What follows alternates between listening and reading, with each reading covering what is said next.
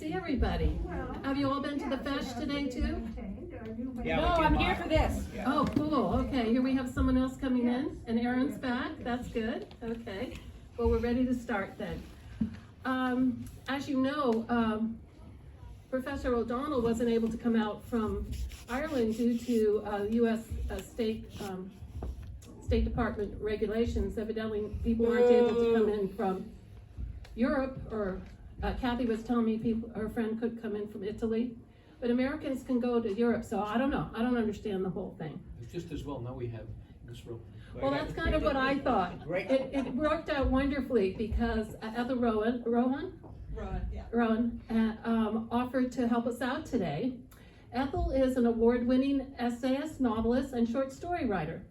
Her latest book, In the Event of Contact, won the Dazank Books Short Story Collection Prize and a gold IPPY Award for Best Regional Fiction. Europe, May 2021. And if I did ask Ethel to bring some of the books with her in case you'd like to purchase them after this is over. Let's see, she's among many other publications. Her work has appeared in the New York Times, World Literature Today, PEN America, the Washington Post, Tin House, and the Irish Times. So you see, we're really lucky to have her here today. Right. Although she was raised in Dublin, Ireland, she is a longtime San Francisco resident. Did I say something? Although she was born in Dublin. She is a longtime San Francisco resident. Those two went together, not the other part. I wasn't implying anything about Dublin. I happen to love Dublin. Yeah. Okay. You're in for a hard time, Ethel. You can see with this crew. I can take it. Sure, she's Irish. She can handle this. Just a couple of housekeeping things. We are supposed to wear our masks according to San Francisco COVID regulations. If you're eating and drinking, you have to tell me you have a vaccination card. But I think all of us have been vaccinated. Okay, so you can eat and drink in here too if you'd like. There's always stuff at Bowona Gate. Although I thought we were kind of planning on going to Bowona Gate afterwards and have a Guinness or something, or a Jack and Coke, whatever. Okay. I really enjoyed talking to Ethel on the phone about this. I hadn't met her. Her husband's a friend of Dermot Philpott's, but she told me she was going to approach it from the point of view of a storyteller, and that really intrigued me. And I believe her title for this is Robert Emmet, Loves, Letters, and Legacy, right? Yeah. So I'm going to turn this over to Ethel. Woo! Good job, Valerie. All right.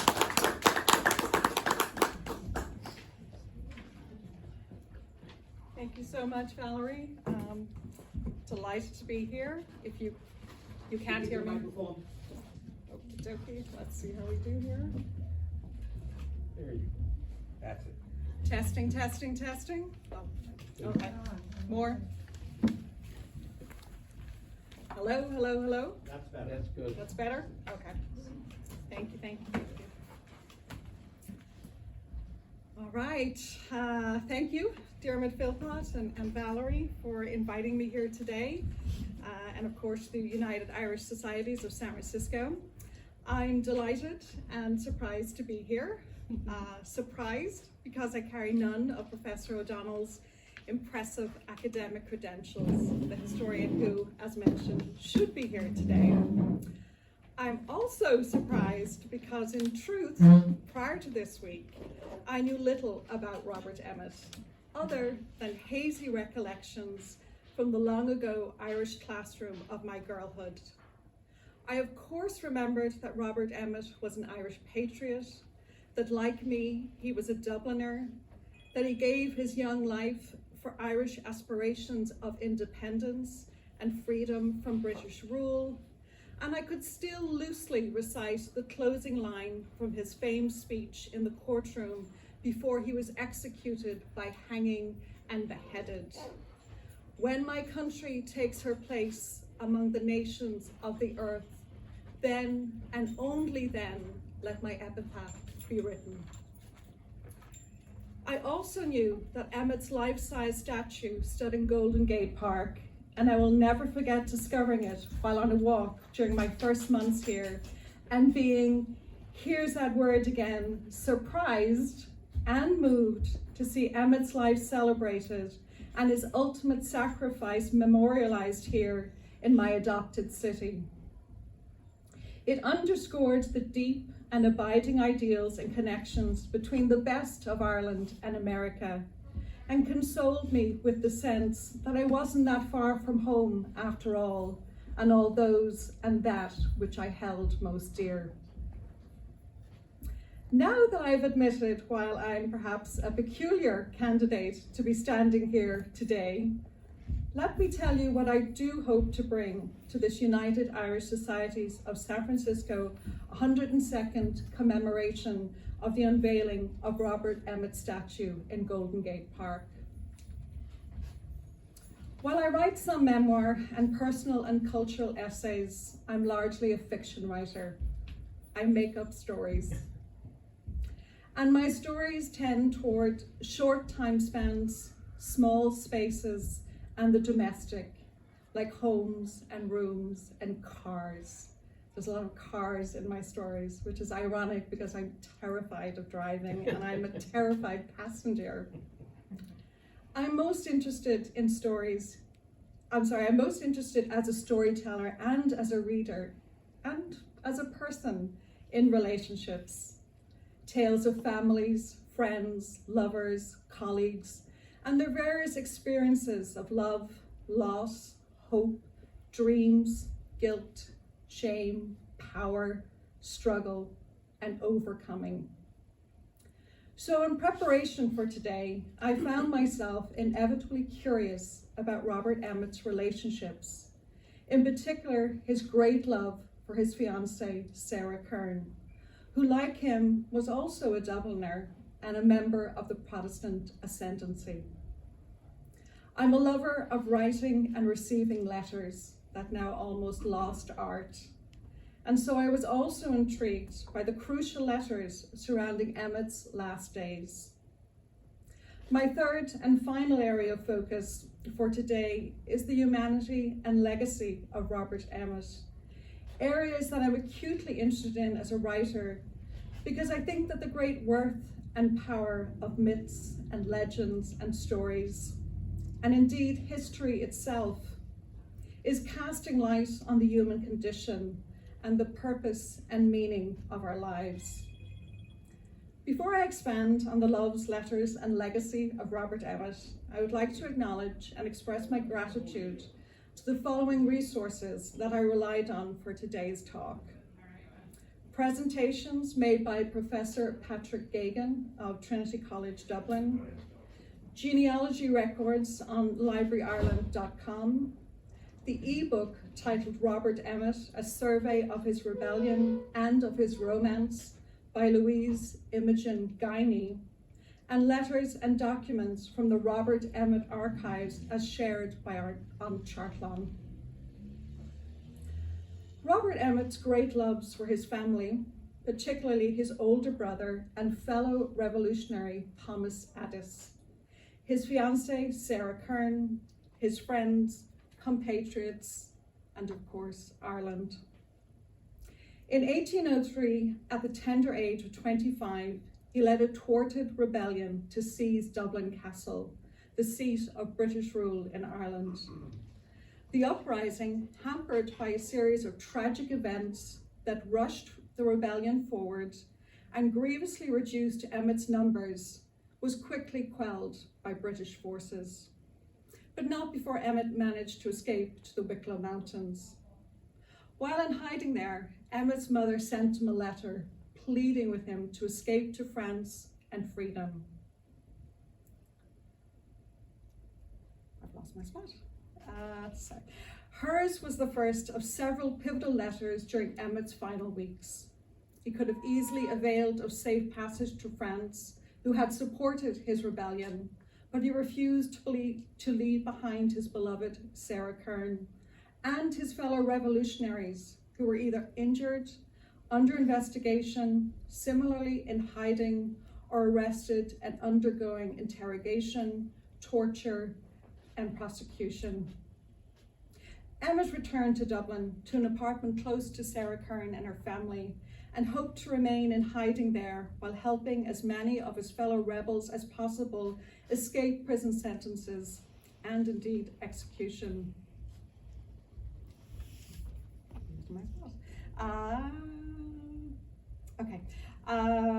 Yes, he returned to Dublin to an apartment close to Sarah Kern and her family, and hoped to remain in hiding there while helping as many of his fellow rebels as possible escape prison sentences or execution, and while continuing to stoke the fires of Irish nationalism and independence.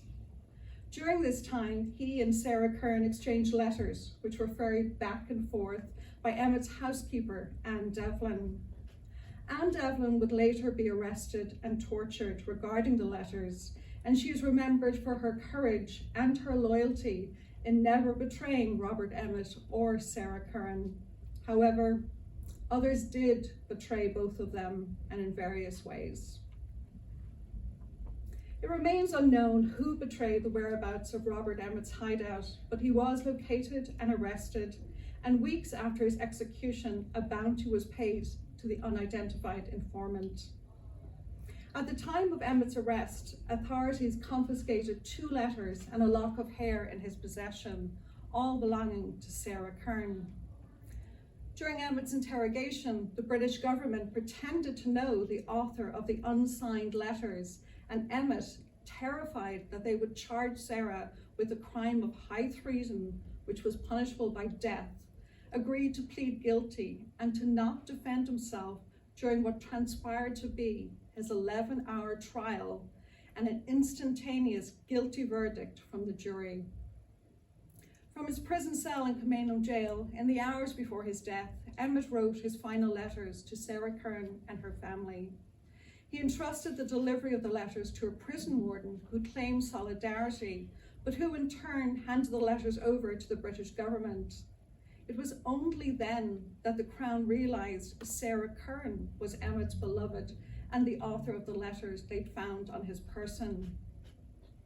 Emmet's vow to not defend himself during the trial in order to protect Sarah was further secured when Sarah's father, John Philpott Kern, an eminent lawyer who had previously defended Wolfe Tone and other revolutionaries, refused to represent Emmet, partly because he was furious with Emmet for endangering Sarah and the entire Kern family, and largely because the British government coerced him into removing himself. Further, the British government bribed Emmet's appointed defence lawyer, Leonard McNally, to fail him. It would later be discovered that McNally acted as a spy for the British government for over 20 years, all while feigning solidarity with Irish emancipation.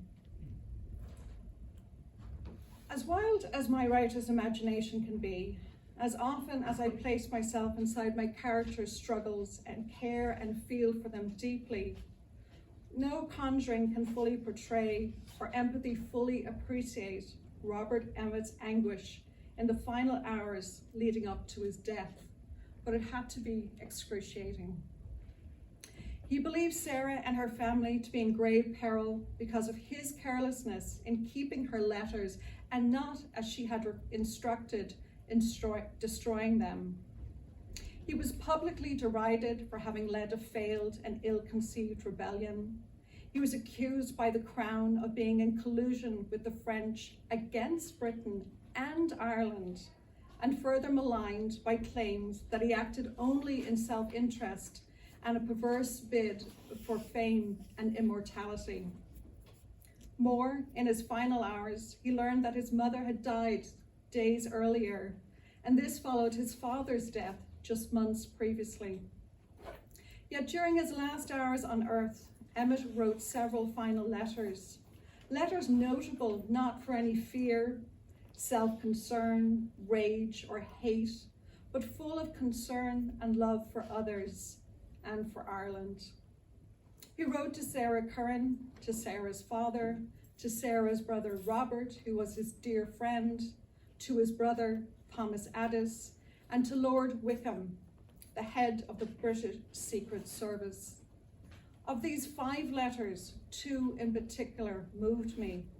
They are short and piercing, and I'd like to share them both with you. The first I'll read in full, it's very short, and the second I'm just going to pull a couple of quotes from. The first letter from Emmet is to his brother, Thomas Addis Emmet, and his sister-in-law, Thomas's wife, Jane Patton.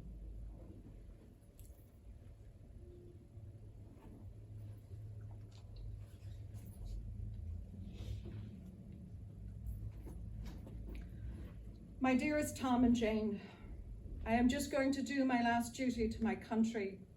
It can be done as well on the scaffold as in the field.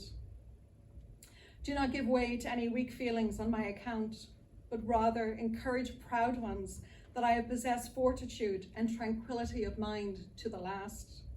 God bless you, and the young hopes that are growing up about you. May they be more fortunate than their uncle, but may they preserve as pure and ardent an attachment to their country as he has done. Give my watch to little Robert. You will prize it no less for having been in the possession of two Roberts before him, and that would be Robert Emmet and his father, Robert Emmet. I have one dying request to make of you. I was attached to Sarah Curran, the youngest daughter of your friend. I did hope to have had her my companion for life. I did hope that she would not only have constituted my happiness, but that her heart and understanding would have made her one of Jane's dearest friends. I know that Jane would have loved her on my account, and I feel also that, had they been acquainted, she must have loved her for her own. None knew of the attachment till now, nor is it now generally known. Therefore do not speak of it to others. I leave her with her father and brother, but if those protectors should fall off, and that no other should replace them, take her as my wife and love her as a sister. Give my love to all my friends. Robert Emmet.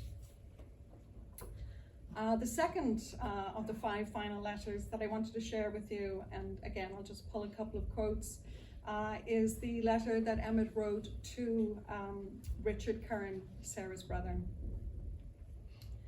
My dearest Richard, I find I have but a few hours to live, but if it was the last moment and the power of utterance was leaving me, I would thank you from the bottom of my heart for your generous expressions of affection and forgiveness to me.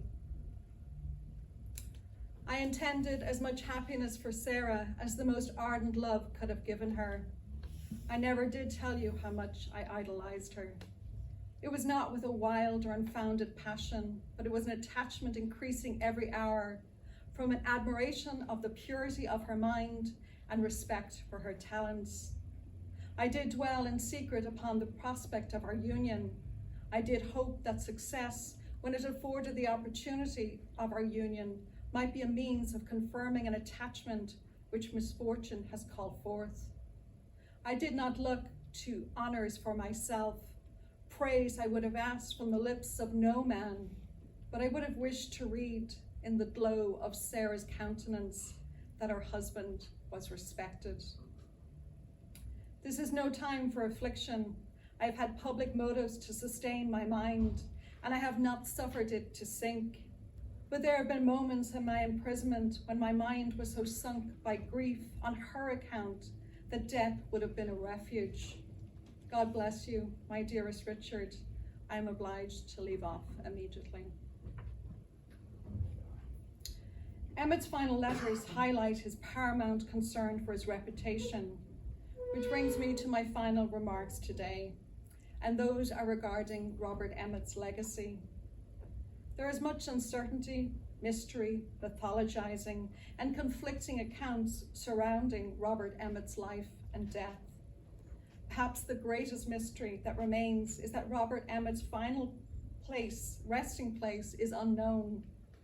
W.B. Yeats wrote of Emmet's unknown grave that all of Ireland was his tomb. On its 102nd day of remembrance, the United Irish Societies of San Francisco are testimony that Ireland and far beyond are his tomb. Of course, not all celebrate Robert Emmet. the worst of his naysayers accuse him of vanity, stupidity, sentimentality, and treason. The prevailing opinion, though, one that the majority of past and current scholars support, is that he was brilliant, brave, beloved, and an unforgettable martyr, worthy of memorialization. Admittedly, my research this past week has been crammed and incomplete, but it has left me convinced of Robert Emmet's enormous earnestness and courage, and of his magnificent, noble spirit, all of which thrums through his final words on the scaffold in the moments before his death. He said, "I die with sentiments of universal love and kindness toward all men." As with the best of the stories I read and write, my study of Robert Emmet's life and times leave me with more questions than answers. What is a hero? What is patriotism? I'm concerned by men and patriots and heroes being defined and glorified via violence. I think we all suffer because of that, particularly women and minorities. So I have no easy answers for myself or for you. Nonetheless, there is profound value in the life examined, be it our own or passionate historic lives like Robert Emmet's, and to ask ourselves, what is the matter and meaning of life? Robert Emmet is remembered for his tender heart as much as his scholarly mind and honorable spirit. I find that incredibly inspiring and hopeful. Thoughts of Emmet's final declaration of love and kindness for all are what I most carry forward with me from today. Perhaps you will too. Thank you. Oh, God.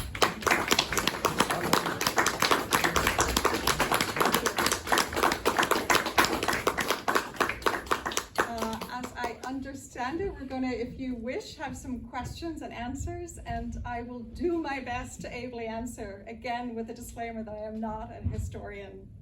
Yes, at the back. Yeah, hi, that's beautiful, it really is. It gives us so much more material than we have access to. And I know that he, what they did to him, but did they do it to his co-people? Did they all get killed? How many? I know it was a very small number of rebels that actually fought during this rebellion of 1803. Sorry. I think the numbers were only 80 men, and I think 20 died in what essentially sort of devolved to a skirmish and riots. How many were similarly captured and executed, I do not know. I do know that Emmet's final concerns were very much with those who had fought alongside him, and he made several pleas actually to the British government to be merciful. One other question too, I read on Wikipedia, they beheaded him and then they opened him and paraded his guts around or his torso around? Actually, there are, I actually mentioned this earlier in the library, with research, there are often conflicting reports. At the time, the punishment for high treason was to be hung to death, and then what they called hung, drawn, and quartered. You were drawn and quartered and essentially disemboweled, and yes, then the guts were paraded. But because Robert Emmet was a member of the ascendancy and from a very, connected and reputable family prior to this, he was given what was considered a more dignified end, and that he was hung and beheaded. I read, not to get into too much nitty gritty, but sometimes it's important to really think on the vivid, visceral experience. He was hung, and again, there are conflicting accounts, but it seems because he was quite a slight man, it took 30 minutes for him to expire. And then he was beheaded and his head was held up, and they said, "This is the head from the scaffold. This is the head of Robert Emmet, the traitor." When you think sometimes these different methods go into different times, if you get close to it, you find sometimes, not all the time. Right. And I think that's true so much, isn't it? You know, how much is fact, you know, how much is kind of, you know, I think of even something like the Bible, you know, how much is just sort of picking out what sort of best represents, you know, an overall or a bigger truth than the actual facts. Roger, you have a question? Yes, and thank you so much for this presentation. It was a very alive, and it brought the humanity of Robert Emmet to us. We all know his historical weight. We don't really know that much about him, but he was a real hero for the Irish, especially in that time, and it was very difficult for him. But I just have a question for you. Did this inspire you to ever want to write a historical novel, maybe about him, or a play, or a musical, or something about him? Did that thought go through your mind? Yeah, it's so funny you asked that. Yes, very much so. I like historical work anyway, and I think maybe what I most enjoy about historical work, be it fiction or you know, fact, history was one of my favorite subjects in school, is this idea that it always resonates, right? You know, even in my research this week with Robert Emmet, and we're talking, you know, late 18th century, early 19th century, I was amazed by how much of the present is in history, and how much history is in the present, you know, that it so much resonated. Again, the questions I asked toward the end, you know, what is a hero, what is patriotism, what is nationalism, all of that, what is freedom, things like that. So, but what most struck me this week, and as fascinated as I am by Robert Emmet, things that really stood out to me that I feel if I was drawn to write a historical novel, it would be either with Sarah Kern as the central character, or I was fascinated by what so far has been very small research I found on Emmet's housekeeper, Anne Devlin, who had been ferrying the letters back and forth, and who was, by all accounts, arrested and brutally tortured, and she never betrayed either of them. And that, of course, for me, no more than Robert Emmet, sort of captures the romantic in me, and I feel pulled toward telling that story. I'd love to know more about Anne and her life and times and what happened to her afterwards. Yes? Was his epitaph ever written? It was not written because the grave remains unknown. And also, you know, his final wish that not until, you know, Ireland could count herself among the nations of the earth. And what we have, unfortunately, since 1922 is not a united Ireland. So I think the Ireland of now with the Republic, it's essentially a split country. You know, we've got the 26 counties of the Republic that are the free nation that Robert Emmet would have dreamed of. But we have the 6 counties that are still under British rule and part of the United Kingdom. So Robert Emmet's, you know, vision of a united free Ireland has not come to pass. So yes, there is still no epitaph. So it wouldn't be good enough to write the epitaph for the Republic of Ireland. It would have to be for a united Ireland. I think so. As I said, nobody has felt called to do that, because I think it would not honor his final wish to do that yet. But it's certainly something interesting to think about. And I did myself this week ask myself, well, were I to write the epitaph, what would it be? Well, yes. What would you write? I think, again, my final comment that I'm most struck by the tenderness of his heart, by his earnestness. I mean, his final concerns really were for others and not himself. And by all accounts, from, you know, both Britain and Ireland, he was incredibly brave right to the very, very end. And so I think my epitaph would refer to his honorable spirit, his enormous bravery, and his tender heart, because I think they are 3 things that are equally, you know, virtuous and to be applauded. And I think particularly when it comes to men, you know, we don't always recognize or celebrate or even encourage their tenderness. Thank you. Thank you very much. I think this is one of the best talks we've ever heard. I will not tell Professor O'Donnell that if I ever meet him. Next year, please, God. I mean it, I mean it. Oh, I mean, thank you. You brought thinking to this that we haven't experienced before. And just like I was saying earlier, when they built the Irish Center, you had one side representing the people who built it and so forth. And then the other side was quiet and didn't say anything. And De Valera's picture was hanging there, and the next thing there was no Collins. So I happened to put Collins up just to see what would happen, and time had elapsed and nothing happened. Nobody said anything about it at all. But Sarah Kernan's buried in our little town of Newmarket. And my father looked after her grave until he died almost. Oh, that's amazing. But she was a very great person. But then she, in a kind of a rebound, she married of all things, British soldier. Yeah. And she died in the Mediterranean. But I think she was just completely devastated when he died.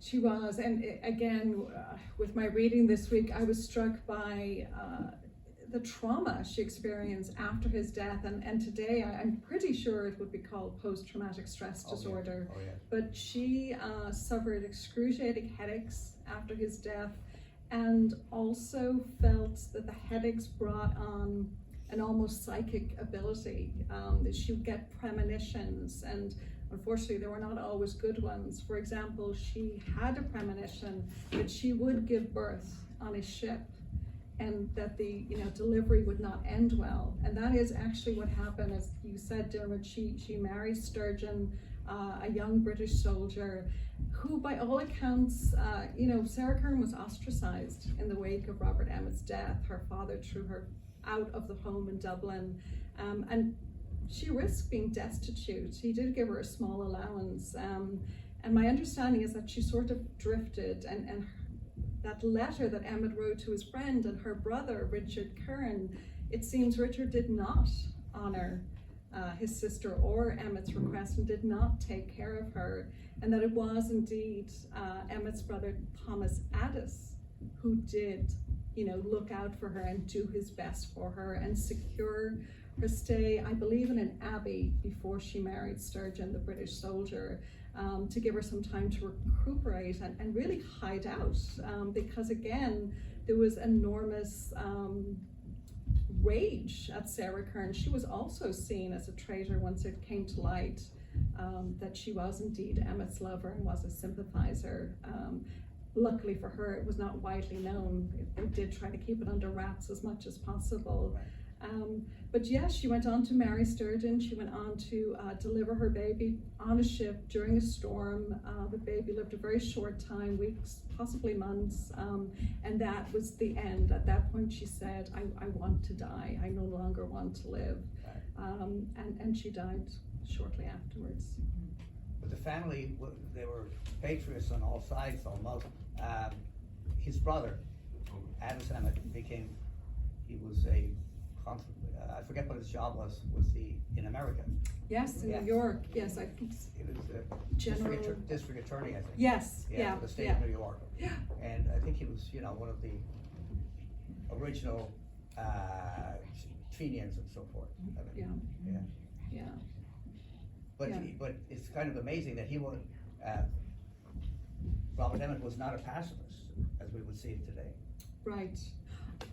Absolutely. I mean, he led an insurrection, he led a rising, but by all accounts, the rebellion got out of hand and turned chaotic, and as I said, skirmishes and riots, and there was a murder that took place during the rebellion of Lord Kilwarden. And I think his nephew was also killed at the same time. Right.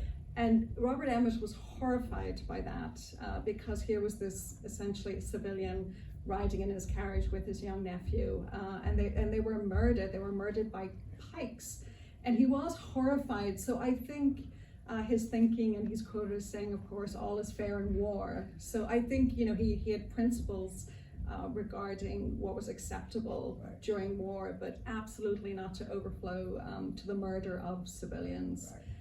And Lord Kilwarden's death was another reason why Sarah Kern's father, John Philpott Kern, also was not sympathetic and did not want to represent and defend Robert Emmet, because Lord Kilwarden was actually a friend of his. So Curran had defended a lot of the 98 rebellion. Yeah, he had Wolf Tone and others. Yeah, yeah. I understand that he wouldn't even let her be buried with the family. That's why she's buried in Newmarket. Is that right, Dermot? Yeah, I think so. They wouldn't allow her to be Yeah, buried. her Yeah. father refused to get, that was her dying wish, was that she would be allowed to be buried with her sister in the family plot, and the father refused. He wasn't like at all. She was. Yeah, It would make a good story of it. absolutely, I know, yeah. Anything else, or? No, thank you. Thank you. This was So so welcome. Thank you. Thank you so much. I hope you guys can stay. Oh, if anyone would like to purchase one of Ethel's books, she has a few in the back. You might want to look at Yeah, them. yeah, I have. I'm sorry, if I may, one tiny housekeeping, you might be interested in this event. It's a virtual event that's being hosted by Bookshop West Portal. It's free. I will be interviewing Colm Tobin on Saturday, October 2nd. So that's next weekend, possibly, very soon. And it's a conversation about his latest novel, which is The Magician, which the central character is Thomas Mann, the great German novelist. Right. Did you look up Ella Young? I did, yes. No, She's start with a from Antrim. Yes. Yes. Yes. That is the authority on that. On her. Oh, okay, Yeah. very good. Yeah. I also wanted to invite you all tomorrow. We'll be out at Robert Emmet statue at 12:15, and we're going to have a procession of flags and bagpipers and etc. to lay a wreath at his grave. So I hope to see you there. Yeah. And even sooner, I hope to see you up at Wawona Gate. So we'll see you in a few minutes. Yeah. We'll have a drink.